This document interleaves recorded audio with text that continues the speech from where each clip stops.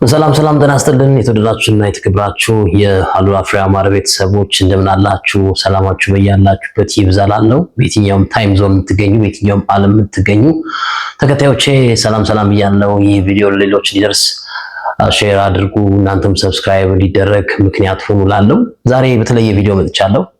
ከስራ የሚሰናበቱ ሰዎች ኢፍትሃዊ በሆነ መንገድ ሲሆን እኔም ሊያዝን አለብኝ እና የዛሬ ቪዲዮዬ በተለይ ሰሞንኛ አንድ ትሬንድ ተጀምሯል። ይብቃ የሚል ኢቨን እስከ ጠቅላይ ሚኒስትር የተከበሩ ዶክተር አብይ አህመድ ድረስ የደረሰ ቻሌንጅ እንደሆነ በሴቶቻችን በእህቶቻችን በእንስት ህፃናት ላይ የሚደርሰው በደል ይቁም የሚል ቻሌንጅ እንደተጀመረ እናስታውሳለን። እና ከዚህ ጋር በተገናኘ እኔ በምሰራበት ወይም ከዚህ ቀደም በምሰራበት የቴሌቪዥን ጣቢያ ኤንቢሲ ኢትዮጵያ ላይ አንድ የተበደለች እንስት በፍርድ ቤት እንግዲህ አሸንፋለች። ኤንቢሲ ኢትዮጵያ ነው ያሸነፈችው። በእርግጥ ይግባኝ ጠይቀዋል፣ ግን ይግባኝ ውድቅ የመደረጉ ቻንስ ከፍተኛ እንደሆነ ነው ያገኘሁት መረጃ የሚያመለክተው። እንግዲህ ይሄ ጉደኛ ቴሌቪዥን ጣቢያ ብሰራበትም እንግዲህ ከሰውነት ቢሻው ዜና ጋር በተገናኘ ወጣው ለምን አይነበብ ተባልኩ በሚል ሁኔታ ነው እንግዲህ ከዛ ቴሌቪዥን ጣቢያ ወጣሁት። ይታወቃል። ደሞዝም ሳልወስድ ልምዴንም ሳልወስድ እስካሁን ድረስ ወጥቻለሁ። ያው እግዚአብሔር ይመስገን ብላለሁ። ግን እንስት ላይ ሲሆን ደግሞ ወላጅ ላይ ሲሆን ደግሞ እናት ላይ ሲሆን ደግሞ በደሉ እኛም ሊሰማን ይገባል ብዬ አስባለሁና የነፍሰ ጡር በመሆኗ ወይም ርጉዝ በመሆኗ ነው እንግዲህ መሰረት ጫኔ የተባለችው በኤንቢሲ ኢትዮጵያ ቴሌቪዥን ጣቢያ በማርኬቲንግ እና ሴልስ ላይ ትሰራ የነበረች እንስት በጣቢያው አዛዥ የቀድሞ የፋና ብሮድካስቲንግ ኮርፖሬት ዋና ስራ አስፈጻሚ በአሁኑ ደግሞ የኤንቢሲ ኢትዮጵያ ዋና ስራ አስኪያጅ አቶ ብሩክ ከበደ አማካኝነት ከጣቢያው የኮንትራት አለማደስ እንበለው ወይም ደግሞ ኮንትራት ማቋረጥ እርጉዝ እንደሆነ ሲያቅ ማለት እንግዲህ እንደሚታወቀው በሀገራችን እንስቶች ከወሊድ በኋላ አይ ቲንክ አላቅም እስከ 4 ወር እስከ 5 ወር እስከ 6 ወር የሚያርፉበት ሁኔታ እንዳለ አውቃለሁና በወቅቱ የሚከፈልን ክፍያ ስራ ባትገባም ያው ይከፈላታል 6 ወር ድረስ ከወሊድ በፊት 3 ወር ከወሊድ በኋላ 3 ወር ይመስለኛልና ያንን ብር ላለመክፈል እንደውም በጣም ዝቅተኛ የሚባል ገንዘብ ማርኬቲንግ ናት። በዚህ ኑሮ ውድነት ይሄ ገንዘብ ብለን ራሱ ምን ችግር አለው ከኛ ቢወጣ ብለን እንድናስብ ያደርገናልና ይሄ ክፍያ እንዳይወጣ ልክ ሆዶ 4 ወር ገፋ ሲል የኤንቢሲ ኢትዮጵያ ስራ አስኪያጅ ኮንትራትሽን አናድስም ብሎ ይቀዳል። ከዛ በኋላ እሷ ወደ ፍርድ ቤት ታምራለች። በፌደራል መጀመሪያ ደረጃ ፍርድ ቤት የቂርቆስ ምድብ 4ኛ የስራ ክርክር ታምራለች። እንግዲህ ባለፉት ወራት ሲከራከሩ ቆይተዋል። እሱ እንግዲህ ያው በጣቢያው ትልቅ እንግዶችን ያቀርባል። እኔ አሁን ኢትዮጵያ ውስጥ የህግ የበላይነት አለ ብዬ አስባለሁ። በተወሰነ ረገድ የለም የሚሉ ሰዎች ሊኖሩ ይችላሉ፣ ግን አለ ብዬ አስባለሁ። እኔ ምንድነው እንግዲህ እነ ጀነራል ጻድቃንን ጨምሮ ሌሎች የመንግስት ትልልቅ አመራሮችን ኢንተርቪው የሚያደርግበት ፕሮግራም አለ። ጊዜ ግስ ይሰኛል። ይሄ እንግዲህ ትልቅ የመንግስት ሰዎችን አመቶ ኢንተርቪው የሚያደርግበት ቤታቸው ሄዶ ኢንተርቪው የሚያደርግበት ቦታ ነውና በማን አለብኝነት እኔ ከመንግስት ጋር ታች ደውኛለሁ ስለዚህ ምንም አይመጣብኝም ብሎ ነው እንግዲህ ይህንን ውሳኔ በእንስታችን በእህታችን መሰረት ጫኔ ላይ አድርጎ ልክ እርጉዝ መሆኗን ነፍሰ ጡር መሆኗን ሲያቅ ከስራ ያባረራትና በጣም ያሳዝናል። እንደዚህ አይነት ነገሮች ይሄ ቪዲዮ ትልቅ የመንግስት አካላት እንዲመለከቱት ብታደርጉ ደስ ይለኛል። እኔ ትክክለኛውን ፋክት ነው የዘገብኩ የምገኘውና ናይቺ ግለሰብ እንግዲህ ጥያቄ ታቀርባለች። አይ በቃ አናድስልሽ ሚጂ ትባላለች። ከዛ በኋላ ክሷን ይዛ ወደ ፌደራል መጀመሪያ ደረጃ ፍርድ ቤት ቂርቆስ ምድብ 4ኛ የስራ ክርክር ታምራለች። ታሸንፋለች። እንግዲህ ታሸንፋለች። ውሉ የተቋረጠበት መንገድ ህገወጥ ነው ተብሏል። የፌደራል ፍርድ ቤት ውሳኔው ማለት ነው። ከዛ የመጀመሪያ ደረጃ ፍርድ ቤት ከዛ የካሳ ክፍያ ወደ 68423 ብር ከ70 ሳንቲም ታገኛለች።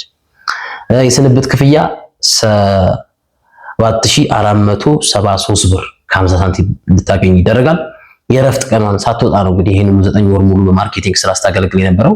ይሄም ተደምሮ 3985 ብር ከ80 ሳንቲም። ከዛ በተጨማሪ ደሞዟ ለዘገየባት 17271 ብር እንዲከፈል እንዲሁም ልምድ እንዲሰጣትና ከዛ በተጨማሪ ደግሞ ተከሳሽ ላወጣችው ወጪ 10,000 እንዲሁም ለጠበቃ አበል ክፍያ እንዲፈጽም በኤንቢሲ ኢትዮጵያ ላይ በአቶ ብሩክ ከበደ የሚመራው ድርጅት ላይ ፍርድ ቤት ውሳኔ አስተላልፏል። ከዚህ ቀደም እንግዲህ ይሄ ፍርድ ቤት የሄደ ኬዝ ግን ተደበስብሰው የነበሩ ጉዳዮች አሉ በዚህ ቴሌቪዥን ጣቢያ ላይ።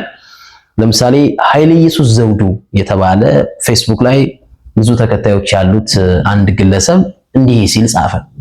ስለ ጉደኛው ኤንቢሲ ከታማኝ ምንጭ በውስጥ የደረሰኝ መረጃ እንደወረደ ይሄ ነው ይላል። የኔ መረጃ አይደለም፣ የኃይለ ኢየሱስ ዘውዱ ነው። ኤንቢሲ ኢትዮጵያ በተሰኘው ቴሌቪዥን ጣቢያ ውስጥ 3 እህቶች ለግርማይ ሐዲስ የተባለ ግለሰብ ጾታዊ ትንኮሳ እንደተነኮሰባቸው መሰማቱ በሰራተኛው ዘንድ መነጋገሪያ ሆኖ ሰንብተዋል። ያኔ በወቅቱ እኔም ነበርኩ። ነገሩ እንዲህ ነው ይላል ኃይለ ኢየሱስ ዘውዱ። ከ3ቱ አንዷ በቅርብ በከፍተኛ ትምህርት ተቋም ተመርቃ ስራ ለመቀጠር በሚል አመልክታ በመዝናኛ ክፍል የ1 ወር የልምምድ ጊዜ ታይታ እንደምትቀጠር ይፈቀድላታል። ከ2 ወር በላይ ልምምድ አድርጋ ቅጥር እንዲፈጽምላት የሰው ኃይል ነኝ ወደሚለው ግለሰብ ስትሄድ ከስራ መውጫ ሰዓት በኋላ እንድታናገረው ይጠይቃታል። ከተባለችው ሰዓት ልታናገረው ስትሄድ በመጀመሪያ እሱ የሚፈልገው መፈጸም እንዳለባት ይነግራትና ጡቶቿን ሲይዝ ለምን እንደዚህ ያደርጋሉ? እርስዎ ሽማግሌ ትልቅ ሰው አይደሉ? በሚል ገፍትራቸው ከቢሮ ስትወጣ አትቀጠራትም በሚል እንደዛቱባት ለጓደኞቿ ስታወራ ሌሎችም ይሰማሉ ይላል የኃይለ ኢየሱስ ዘውዱ ጽሑፍ። አንዷ ከአንድ ዓመት በፊት የተቀጠረች የቅዳሜ መዝናኛ ሆስት እና አዘጋጅ ጋዜጠኛዋ ደግሞ የልጅቷን ታሪክ እንደሰማች እኔም በተለያዩ ጊዜ ከሌሊቱ 8 ሰዓት ሳይቀር ደውለው ከእሳቸው ጋር መገናኘት እንዳለባት ካልሆነ ግን ስራ አርፍደሻል፣ ቀርተሻል በሚል ሪፖርት አድርገው በማስፈራራት እንደሚቀጧት ትናገራለች። እንደዛቱባት ትናገራለች። ይሄ ኃይለ ኢየሱስ ዘውዱ ጽሑፍ ነው። ከዛ ሶስተኛው ሴት ደግሞ እኔንም ካላገኘሁሽ ስራ መስራት አትችይም በሚል እንዳስፈራራት ይናገራሉ። 3ቱም ጋዜጠኞች ተመሳሳይ ትንኮሳ እንደደረሰባቸው በጋራ ያወሩና ለአንድ ለቅርብ ኤዲተራቸው ያማክራሉ።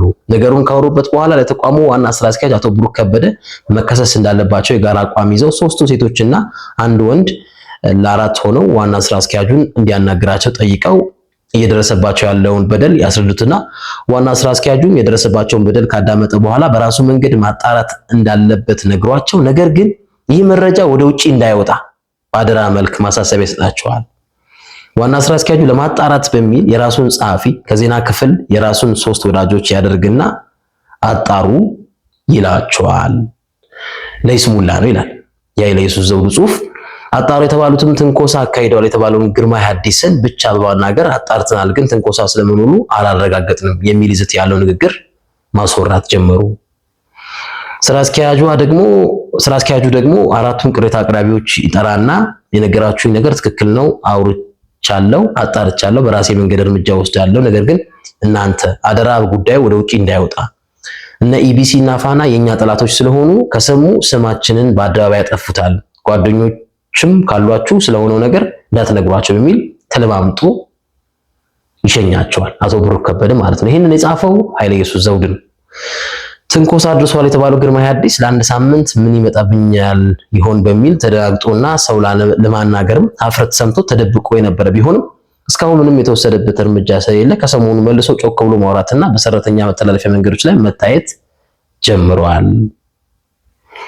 ይላል። እንግዲህ ኃይለ ኢየሱስ ዘውዱ የጻፈው የፌስቡክ ጽሑፍ ነው። ብሩክ ከበደ ከፋና ጀምሮ የሚያውቀውና የክፋት ተልዕኮ የሚሰጠውን በአግባቡ የሚፈጽምለት ግርማይ ሐዲስ ስለሆነና በብዙ መልኩ ስለተነካኩ እሱን ማስቀየም ስለማይፈልግ ጉዳዩን አድብስብሶ እስካሁን አለ። 3 ሴቶች በግልጽ አውጡ እንጂ ሌሎች ብዙዎችም ብዙ ነገር ደርሶባቸው እንደሚሆን ፈጣሪ ይወቀው። ሰውየው ቀስ ቀስ ብሎ ሲረሳሳ ነገም ሌሎች ሴቶችን በቅጥርና በሌሎች ሰበቦች መተንኮሱን ሊቀጥል ይችላል ይላል ኃይለ ኢየሱስ ዘውዱ በፌስቡክ ገጹ ያጋራን መልእክት። በነገራችን ላይ ይላል ኃይለ ኢየሱስ ዘውዱ አክሎ በፌስቡክ ገጹ ብሩክ ከበደ የጥቅም ቡድን በማደራጀት ተገምግሞ የተባረረ ነው። ግርማይ ሐዲስ ደግሞ በፋና የአዲስ መዋቅር ሲሰራ ምንም የትምህርት ማስረጃ ስለሌለው የተሰናበተ መሆኑን እዛው ፋና ውስጥ አብሬያቸው በአመራርነት ሰራ ስለነበር ጠንቅቄ ያውቀዋለሁ ይላል። እንግዲህ አቶ ብሩክ ከበደም በፋና በነበረው ቆይታ እንዴት ከጣቢያው ጋር ተለያየ፣ አቶ ግርማይ ሐዲስም እንዴት ከጣቢያው ጋር ከፋና ጋር ተለያዩ።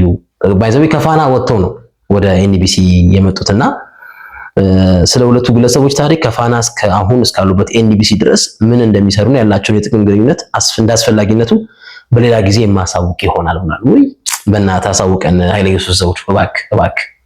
እኔ ያው ማለት ወንድ ልጅ ችግር የለም ብዙ ፈተናዎች ይደርሱበታል፣ ኖርማል ተቋቁሞ ማለፍ ግዴታው ነው። ግን አንድ ልጅ ያላትን በዚህ ኑሮ ውድነት ያስጨነቀ ያለበትን ጊዜ ከዛ ሁለተኛ ልጅ አረገሽ ብለህ እንዴት ከስራ ታሰናበታለህ? እኔ አሁን የመንግስት ሰው ነኝ ምናምን ይላል። ያው ፍርድ ቤት ታዲያ የግል ነው እንዴ? ፍርድ ቤት ነው የወሰነብህ። እኔም በነበርኩበት ሰዓት የውል ሲያቋርጥ ውል ሲያድስ ፊርማው ቲተሩ የመጨረሻው ጽሑፍ የሱ አቶ ብሩክ ከበደ ይላልና እቺ እህታችንም መሰረት ጫኔም ከዚህ ቴሌቪዥን ጣቢያ የተባረረችበት መንገድ ልክ እንዳልሆነ ፍርድ ቤቱ ይሄው እንግዲህ ተናግሯልና እንደዚህ አይነት ስራ አስኪያጆች አንዳንዴ ኮንፊደንስ ኖሮ ሞጎስ ኖሮክ ትልልቅ መድረኮች ላይ መሳተፍ የለብህም። ትልልቅ የመንግስት ስራዎች ላይ በግንባር ቀደምነት ምንም እንዳልሰራ ደግ እንደሆነ ቸር እንደሆነ ሰው መቀመጥ የለብህም ከሚሉት ወገን ነኝና ኃይለ ኢየሱስ ዘውዱ ተጨማሪ መረጃን እስኪ ያጋራን እባክህ እላለሁና ይሄ በእህታችን መሰረት ጫኔ ላይ ደረሰ ትክክለኛ እውነተኛ መረጃ ነበር። እንግዲህ አሁንም ይሄ መረጃ ለምን ወጣ ብለው ሊያንገላቷት ይችላሉ። ግን እኔ ይሄን መረጃ ያገኘሁት ከሱ አይደለም። ቄራ አካባቢ እኛም የኢትዮጵያ እግር ኳስ ፌዴሬሽን ሰላም ባልነበርንበት ሰዓት ሲከሰን የነበረበት ፍርድ ቤት ነው ይሄ ክስ የነበረው የመሰረት ጫኔና የኤንቢሲ ኢትዮጵያ ክስ ማለት ነውና መጨረሻ ላይ መሰረት ጫኔ ያሸንፋለች። ተያያዥ መረጃዎችን አነሳለሁ። ገና የኤንቢሲ ኢትዮጵያ መረጃ ገና ይፋ የምናደርጋቸው ነገሮች ይኖራሉ። በተለይ ከዚህ አሁን ሰሞንኛ እንደው መረጃ የደረሰኝ ምንድነው ለሰራተኞች ታክስና ጡረታ ወይም ፔንሽን ባለመክፈሉ ጥቆማ ተደርጎበት እንደውም እርምጃ ሊወሰድበት ሲል እንደከፈለ ከ30 በላይ የሚሆኑ ሰራተኞች ከምስረታው ጀምሮ ከቴሌቪዥን ጣቢያው እንደወጡ በተለያዩ ምክንያቶች ይሄም የደረሰኝ መረጃ ያመለክታል። በቀጣይ ሌሎች መረጃዎችን እንደማድረሳችሁ በዚሁ ቃል ገባለሁ። የኃይለ ኢየሱስ ዘውዱንም መረጃ እየጠበቁ ማለት ነውና እኔ ያው የሚበደል ሰው እንዲበደል አልፈልግም። ለዛ ነው ድምጽ የሆንኩት። ምናልባት ሰውየው እጁ ረጅም ነው ጥቃት ሊያደርስ ይችላል ምናምን ይሄንንም ኬፐብል ሆኜ ነው ይሄንን ነገር ማነሳውና ለታችን መሰረት ጫኔ ከኤንቢሲ ኢትዮጵያ እርጉዝ በመሆኗ ነፍሰ ጡር በመሆኗ ብትሰናበትም ፍርድ ቤት ደግሞ አይዞሽ ብሎ ሐቀኝነቷን አስተውሎ ግራቀኙን ተከራክሮ ፍርድ ፈቅዶላታል። እንኳን ደስ ያለች በዚህ አጋጣሚ ማለት ፈልጋለሁ። የማንቸስተር ዩናይትድ ጨዋታዎችን በተመለከተ በቀጥታ እናስተላልፋለን። ቤተሰብ ሁኑ አድማጭ ተመልካቾች ከኛ ጋር 2019ን በደንብ ቡም እናደርገዋለን። እግዚአብሔር ይጨምርበት እንላለን። በመላው ዓለም የምትኖሩ ኢትዮጵያውያን መወዳችሁ የተወደዳችሁ ኑሩልኝ። ይወዳችኋል። በእድሜ ጤና ይስጣችሁ። ያሰባችሁት ይሳካላችሁ ላለው የክረምቱን እንግዲህ መባቻ ላይ እንገኛለን። በኢትዮጵያ ለምትገኙ በአዲሱ ዓመት ትልቅ ነገሮችን ይዘን እንመጣለን። እወዳችኋለሁ።